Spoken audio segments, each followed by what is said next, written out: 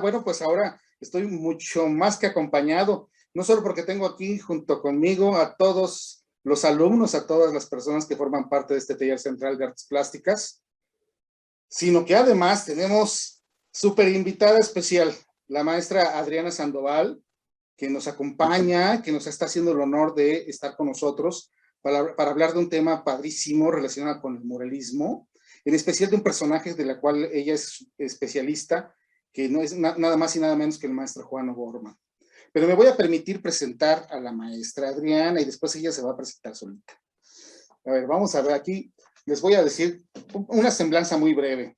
La maestra Adriana Sandoval es maestra con honores en estudios de arte por la Universidad Iberoamericana y medalla Gabino Barreda por la licenciatura en estudios latinoamericanos de la UNAM.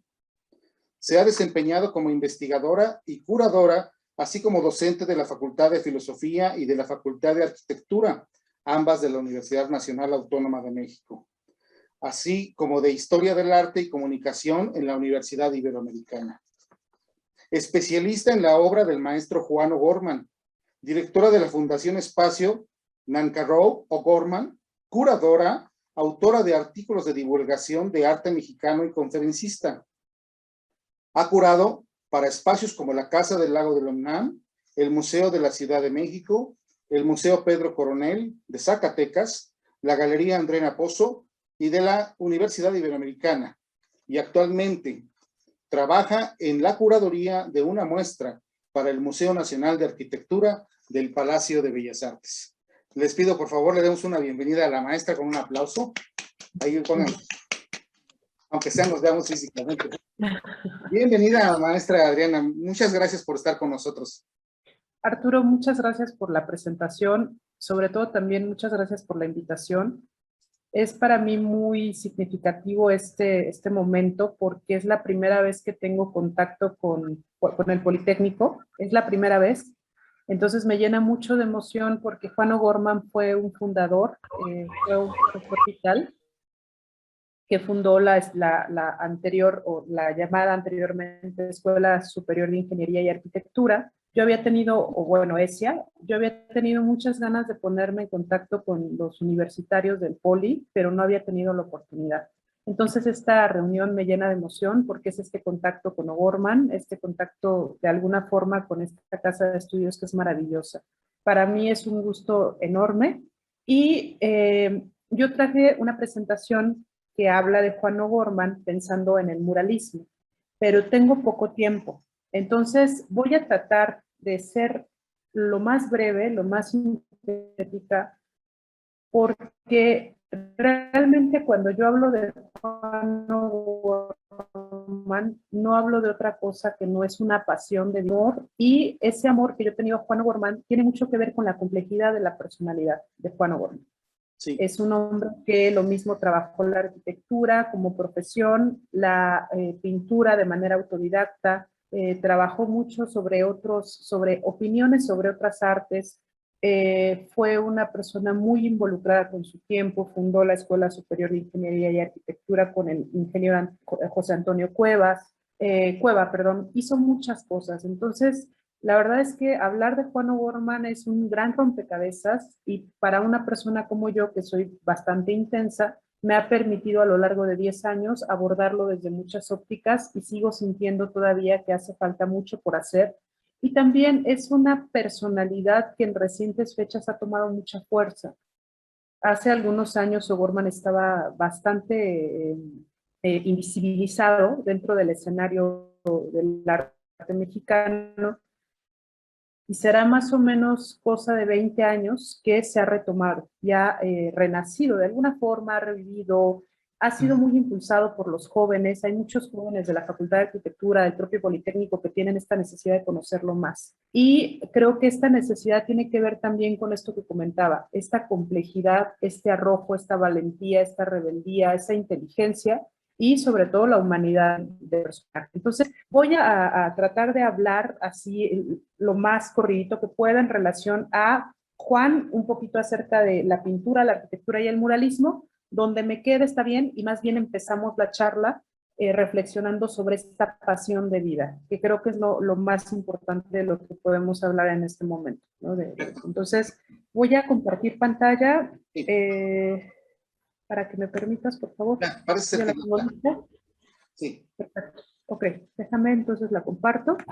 Y bueno, como les comentaba Arturo, lo digo Arturo como amigo, Sí, claro. Actualmente yo estoy dirigiendo la Fundación Espacio Nancarrow O'Gorman. Esta fundación tiene poquito que la fundamos y tiene por objeto la preservación de la vida, obra de Juan O'Gorman y Corno Nancarrow.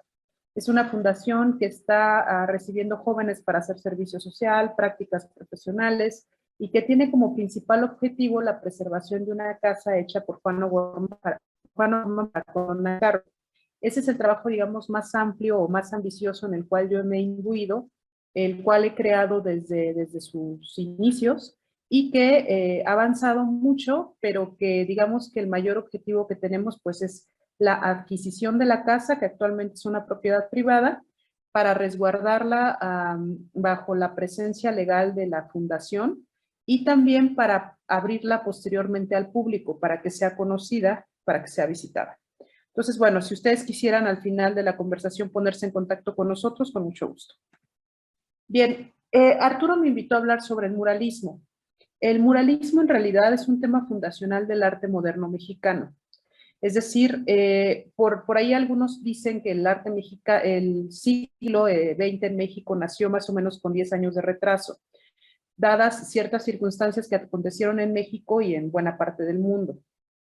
Y si nosotros tomamos esa idea como referencia, el muralismo inició justamente hacia 1920, que es cuando termina la Revolución Mexicana, que fue un proceso que detuvo muchas cosas que estaban aconteciendo en el México moderno de finales del siglo XIX, más específicamente en 1890, que es cuando inicia un proceso de industrialización en nuestro país, y que se ve limitado a partir del estallido de la Revolución Mexicana. Eso es a partir de una cuestión socioeconómica. Por su parte, la pintura también en esa época estaba en un proceso de reflexión acerca de la pertinencia de la pintura que se practicaba desde el siglo XIX. Se le criticaba mucho por considerar una pintura ajena a la realidad que se vivía en México, ajena también en cuanto a los avances y transformaciones de la técnica pictórica en el mundo. Entonces, en este contexto de revolución política o sociopolítica y económica, está también la escuela, la Academia de San Carlos, con una convulsión en relación a una necesidad de actualizar temáticas, técnicas e incluso planta docente de su institución. Y en ese contexto surge el muralismo mexicano como una propuesta para renovar, para refrescar la pintura mexicana, también para establecer una relación más directa con el público y también desde esa transformación política económica que estaba atravesando México a finales de los 20 del siglo pasado, pues la oportunidad de generar una verdad, una suerte de plantilla de héroes, de villanos, de mártires de la historia del México de los 500 años, ¿no? Entonces, esta reflexión también se hace al margen de la conmemoración del primer centenario. Es decir, para 1910 se está reflexionando sobre 1810, si realmente somos independientes, qué tan amplios han sido los avances de México como nación independiente. Entonces son tres vías, la económica política, la cultural, en donde está muy inmiscuida la pintura, y también esta cuestión de la identidad, ¿no? Son tres elementos que se ponen sobre la mesa y en los cuales se encuentra ligado el muralismo. También me gustaría decir que el muralismo es uno de las prácticas plásticas más documentadas, sobre la que quizás se ha escrito más en la historia del arte mexicano. Se convirtió en un pilar o en una respuesta de lo que ha hecho México o hizo México desde 1920, a lo mejor hasta 1950. Más o menos es un periodo de varios años donde el muralismo va a ser un elemento muy importante y donde tres figuras que ustedes muy bien conocen, será Diego Rivera, David Alfaro Siqueiros y José Clemente Orozco, como dos dos figuras impulsadas, apoyadas, historiadas, criticadas, abrigadas por el sistema, ¿no? Con toda y su crítica que ellos pudieran llegar a tener. Del muralismo me encanta una pieza como la que tenemos en pantalla, porque lo platiqué en otra conferencia que dimos por parte de la Fundación Ancarro O'Gorman. Me interesa mucho que el muralismo habla de los indígenas, el muralismo habla de la revolución, el muralismo habla del pasado mexica, el muralismo incluso se atreve a vislumbrar cuál será el futuro de la clase trabajadora campesina semiurbana, y en particular esta pieza aborda varias de esas cualidades, pero más específicamente el tema, por ejemplo, del cuerpo indígena, la representación de los indígenas, específicamente la representación de una mujer muy importante para la historia mexicana, que es Malinche, pero no es una Malinche narrada o teatralizada, sino una Malinche representada desnuda, un cuerpo indígena desnudo, que además devela toda esa historia que se ha narrado alrededor de esta mujer, desde lo político y desde lo social. Esta pieza en particular me gusta mucho, me parece un muy buen ejemplo de la independencia y el pensamiento crítico de José Clemente Orozco, que si bien se ciñe a las necesidades narrativas de la época, también pone sobre la mesa otros alcances. Una mujer desnuda, indígena, es un verdadero escándalo para la época, porque además lo hace en un espacio público, que es la Escuela Nacional Preparatoria, que en ese entonces tenía sede en San Ildefonso. El cuerpo desnudo de la mujer en la historia del arte no es una práctica común. Muchas culturas han vestido siempre a la mujer, la han tenido el cuerpo siempre bajo la ropa. Y bueno, para 1926 ver a una mujer desnuda de origen indígena es bastante, nos hace mucho reflexionar. Y hay una gran cantidad de textos que pudiéramos reflexionar al respecto, pero yo soy especialista en Juan O'Gorman. Y Juan O'Gorman, como les comentaba, es autodidacta como pintor, es de profesión arquitecto, pero también es un excelente muralista. Para un crítico como Justino Fernández, que fue uno de los críticos fundacionales de la historia del arte mexicana, consideraba que Juan O'Gorman era de los muralistas y de los pintores más brillantes de su generación.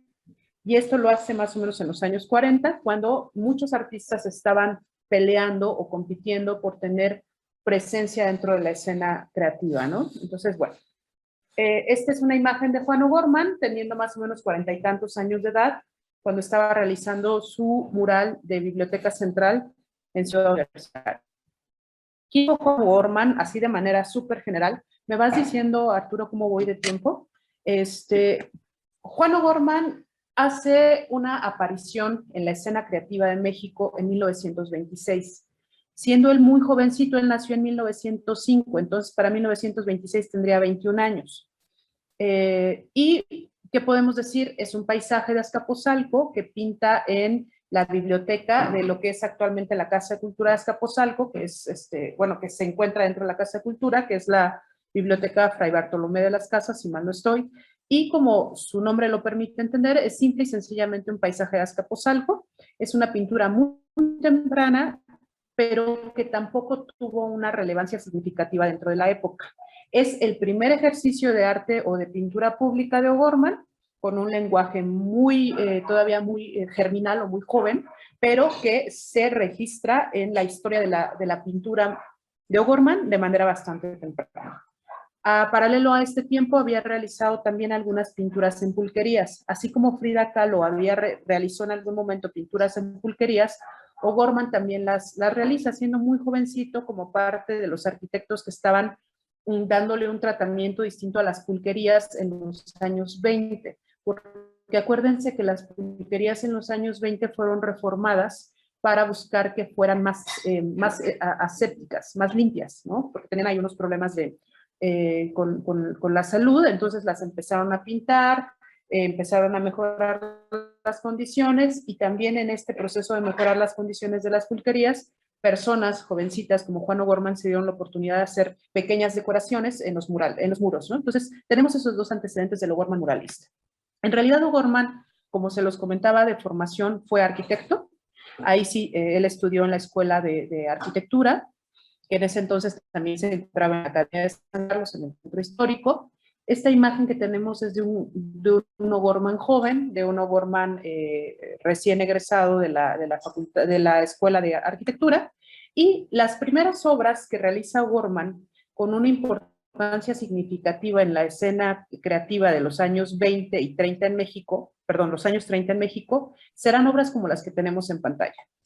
Lo que tenemos en pantalla no es otra cosa que la aplicación del pensamiento funcionalista de un hombre como Le Corbusier, un arquitecto de origen suizo, muy importante para la historia de la arquitectura internacional. O'Gorman conoce el trabajo de este hombre, lo lee, lo entiende profundamente y hace un ejercicio en la parte superior derecha que marca un antes y un después en la historia de la arquitectura. Es el surgimiento de la arquitectura moderna en México, inspirado en la arquitectura funcionalista de Le Corbusier. Este acto es bien significativo porque, como les comentaba, México a inicios del siglo XX se encontraba reflexionando acerca de la identidad. Y en esta reflexión de la identidad, existía una arquitectura que representara el pasado de México, un pasado prehispánico o un pasado colonial, separados, dando su neocolonial, neoprehispánico, o juntos, dando arquitectura ecléctica. Esta reflexión se encontraba sobre el horizonte y O'Gorman lo que hace es desprenderse de esa reflexión y entender que lo que él necesita hacer es una arquitectura moderna, pero no una arquitectura moderna para ganarse la estrellita de ser el primer arquitecto moderno, sino una arquitectura moderna que desde su óptica tiene muchas virtudes. Una de ellas, el abaratamiento de los costos de producción y, en su visión de joven revolucionario, la posibilidad de que más gentes tengan casa y servicios, educación, salud, vivienda, para una ciudad de México que se encontraba en crecimiento. Una Ciudad de México de los años 30 que reactiva de nuevo su industria, una de las más tempranas de América Latina, y seguía teniendo esta parte de imán que atraía a gente del interior de la República. Entonces, lo que tenemos en pantalla es gracias Arturo, es esta representación de un lenguaje de un joven que observa en la arquitectura moderna bien ejecutada la posibilidad de transformar las condiciones de vida de las grandes mayorías. Esto tiene mucha lógica en un contexto de la postrevolución, donde México se está reconstruyendo y está buscando solventar las necesidades de una población en crecimiento. Las dos imágenes que tenemos abajo son la casa de Diego Rivera y Frida Kahlo en lo que es actualmente Altavista, y es un proyecto que deriva del primero. Rivera y O'Gorman se conocen justamente en la Escuela Nacional Preparatoria. Esta historia donde Diego conoce a Frida en la prepa, también se inmiscuye Juan O'Gorman, porque O'Gorman también conoce en el mismo tiempo a Rivera. De hecho, Juan y Frida eran de la edad. Entonces, más bien, Juan era compañerito de Frida, estaba súper enamorado de Frida, pero Frida le hace caso a Diego y entonces después O'Gorman se hace discípulo de Diego. Cuando Diego conoce a Juan, Juan estaba haciendo esta casa, entiende la importancia de la arquitectura de O'Gorman y le encarga una casa para él y para Frida, que actualmente ustedes pueden visitar en Altavista. Esto trae como consecuencia que la relevancia, que había sido discreta e incómoda para los habitantes de San Ángel, se convierte en realidad en una posibilidad de arquitectura en México. Es decir, cuando Rivera le encarga las casas a Juan, lo que ocurre es que vamos a tener a uno de los pintores más importantes de la escena mexicana habitando una casa que les parecía rarísima. Entonces, el funcionalismo se hace visible, se entiende que hay un nuevo lenguaje y Rivera entiende la importancia política de esta nueva arquitectura. El interior, bueno, aquí tenemos al Juan O'Gorman que acaba de construir la casa de Diego y de Frida en 1932, un jovencito de 29 años, bastante rebelde, y aquí algunos detalles de los interiores. Decía Carlos González Lobo que O'Gorman era particularmente ágil y bueno para hacer escaleras, ¿no? Ustedes, si hay arquitectos, ingenieros en este momento, nos dirán si eso es cierto. Yo soy historiadora. Los arquitectos hablan muy bien de las escaleras de Juan O'Gorman. Aquí tenemos dos ejemplos de esas escaleras y una foto de Juan y Diego en la época. Me voy a ir más rápido. Aquí tenemos un retrato que le hizo O'Gorman, un retrato póstumo que le hizo a Rivera, que actualmente forma parte de los retratos que se encuentran en el Colegio Nacional. Y bien bonito porque este retrato, que está muy bien ejecutado al temple, que forma parte, repito, de la colección del Colegio de México, del Colegio Nacional, fue basada en una fotografía de Álvarez Bravo, de Manuel Álvarez Bravo. Entonces ahí tenemos como una síntesis entre O'Gorman, Rivera y Manuel Álvarez Bravo. Y es esta foto que les cuenta más o menos el amor y la ternura que Rivera sintió por Frida Kahlo desde que la vio en la preparatoria, que siempre le tuvo hasta que ella murió, y que, bueno, pues yo creo que era sabido por Diego y por Juan, y por Frida era sabido por los tres, pero pues no había mayor problema con ellos. Aquí tenemos, en la casa que le hizo Juan a Frida, Frida pintó esta pieza, ¿no? Que es también muy, muy común, muy conocida. Y lo hizo en este baño, ¿no? Lo hizo inspirada en este baño, que fue una de las casas que hizo Juan en la arquitectura moderna temprana. Y también se dice que en esta casa de Alta Vista, de la Casa Azul de Frida Kahlo, que está en Alta Vista, de las casas funcionalistas, se supone que inició Frida Kahlo su retrato de las dos Fridas. Los especialistas hablan de eso. Yo lo personal no lo sé, no soy especialista, pero sí hablan que el cuadro fue iniciado en esa casa. Y también, bueno, hablando ahora sí ya de cuadros de gran formato, acercándonos un poco al muralismo, O'Gorman resuelve su primera acción pictórica realmente significativa para su tiempo en el recién inaugurado Aeropuerto Internacional de la Ciudad de México. Y es este que ustedes todavía pueden ver cuando documentan ya que documentaron y van para el acceso de la revisión en el aeropuerto, es el cuadro que se encuentra en la parte superior. Y ese cuadro se lo dedica a Frida Kahlo, justamente. Es un cuadro de gran formato, no es un mural, compañeros. Pensemos que el mural tiene que ir la pintura directo al muro. Aquí lo que tenemos son bastidores que se quitan y se ponen. Entonces no hay que confundirnos porque a veces a todo cuadro de gran formato nos gusta llamarle mural, pero una condición del mural es que vaya directo sobre el muro la pintura, ¿de acuerdo? Y voy a seguir, esto es gracias Arturo, sobre Frida. Y también de esta época donde hacen esta conexión Diego y Frida y Rivera en Alta Vista, también en este periodo O'Gorman funda la Escuela Superior de Ingeniería y Arquitectura, que es una maravilla porque justamente esta formación de arquitecto radical que tenía O'Gorman la transporta a un plan de estudios, donde O'Gorman tiene claro que el arquitecto del siglo XIX, que era más bien visto como un decorador, tiene que tener una formación profunda en lo que a la técnica respecta. Entonces, quien se forme dentro de este programa tendrá la sensibilidad del arquitecto, pero tendrá el conocimiento y la técnica del ingeniero. Es un programa bien complejo que realizan entre él y el ingeniero José Antonio Cueva, que José Antonio Cueva es el que hizo el Moro, que está en Reforma, el actual edificio de la Lotería Nacional, ¿de acuerdo? Y bueno, ya entrando al muralismo, O'Gorman construyó en esta época una serie de escuelas primarias, siendo él el jefe de departamentos de la Secretaría de Educación Pública. Construye una serie de escuelas en distintas partes de la ciudad.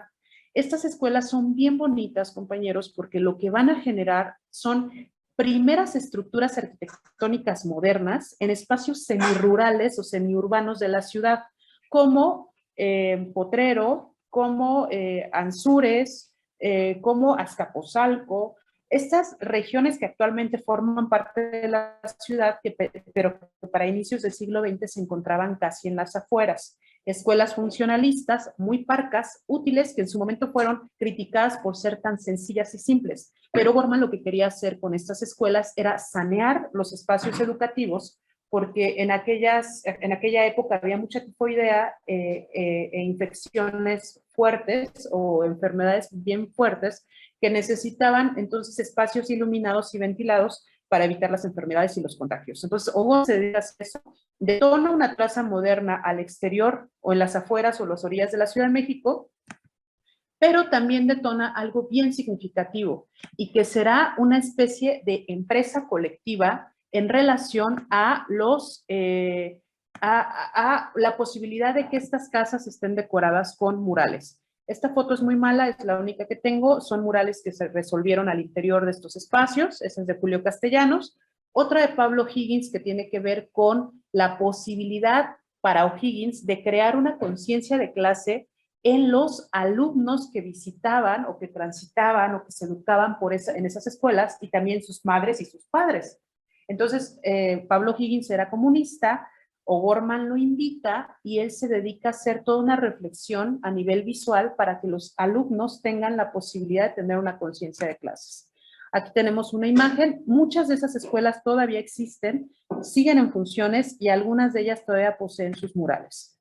Y bueno, creo que por el momento esta sería otro de los murales que fue muy importante para O'Gorman en el 41, que lo hizo en Michoacán, pero creo que para no agobiar podríamos quedar aquí como con estos elementos para poder conversar.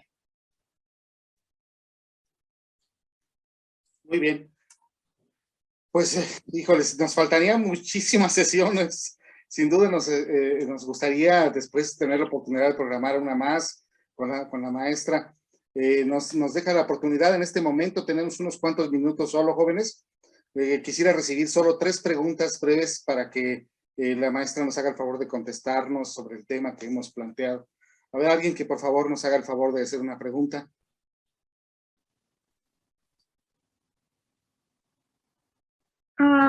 Disculpe, maestra. Bueno, yo quisiera hacer una pregunta a la maestra. Sí. Y la dije. Adriana. ¿Qué tipo de técnica usaba Juan O'Gorman?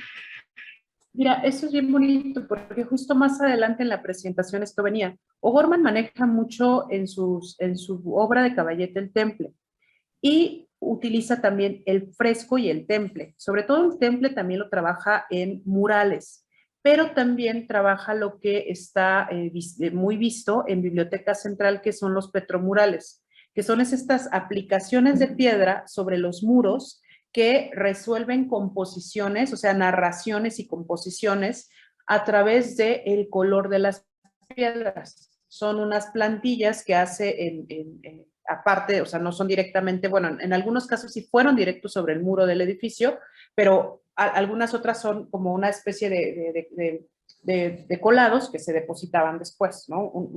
Cuadritos que se depositaban. Entonces, hizo fresco, hizo temple e hizo una técnica con gorrera que fue los petromurales, que son, en lugar de utilizar pigmentos, hacen una serie como de puntillismo, de puntitos hechos a través de piedras, trituradas, a veces muy finamente, a veces un poco más gruesas, pero serían básicamente las 3 técnicas que utiliza Juan O'Gorman. Muy bien. Gracias, maestra. Otra pregunta. Sí, Larissa, así. Yo, profesor. Bueno, Antes. Bueno, ¿qué consejo, o digámoslo así, nos podría dar a nosotros como, digamos, apenas muchos de nosotros apenas estamos entrando en esto del arte y todo este rollo? ¿Qué consejo nos podría dar a nosotros si queremos comenzar el muralismo? ¿Y qué visión actual le podríamos dar a esto del muralismo? Muchas gracias por la pregunta, Itzul. Es bien interesante y bien bonita. Creo que lo primero que tienen que estar ustedes es enamorados. Absolutamente enamorados de su profesión, absolutamente enamorados de su tema, porque es como un noviazgo. Si no estás enamorado, a la primera abandonas.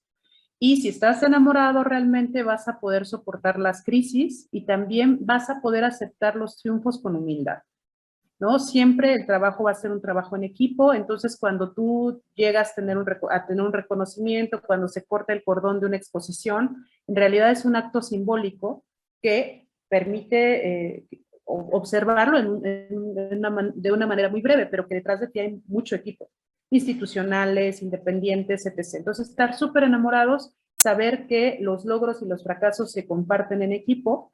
Y también creo que en este momento esta pregunta es muy importante porque creo que los historiadores, los investigadores, tenemos que dirigir nuestro trabajo a ser un profesionista de acción.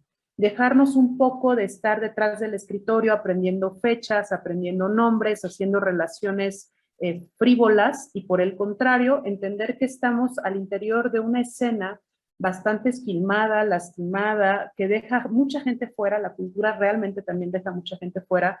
El museo, la galería, por más que busque ser incluyente, siempre termina excluyendo. encontrar esos espacios donde somos excluyentes sin verlo, sin darnos cuenta, y hacernos cada vez más abiertos y más incluyentes. Atacar las problemáticas que corresponden al ámbito del arte, de la cultura y demás. Yo creo que eso es lo que tenemos que hacer en este momento. El arte no es para memorizar nombres, es para cambiar vidas. De verdad que el arte nos transforma a nosotros y puede transformar a la sociedad. Muchas gracias. Chicos, se nos ha acabado el tiempo, pero pues tenemos que darle en estos segundos que nos quedan un súper aplauso a la maestra Adriana Sandoval, por favor, pero que se oiga, abran sus audios. Muchísimas gracias. Pónganse para la foto todos, por favor, pónganse rápido para la foto. Ya saben que siempre tenemos que tomarnos la foto, como si les gustara el taller, ¿verdad? Ya está la foto. Muchísimas gracias, maestra, de verdad estamos muy honrados que haya estado con nosotros. Muchachos, gracias por ser partícipes de esta primera etapa de este curso, confrontando a nuestros artistas, a nuestros especialistas. Esto será sin duda un parteaguas para que hagamos muchas cosas maravillosas. Un abrazo a todos. Cerremos con una... Muchas gracias. Gracias, maestra. Gracias, hasta luego. Muchas gracias.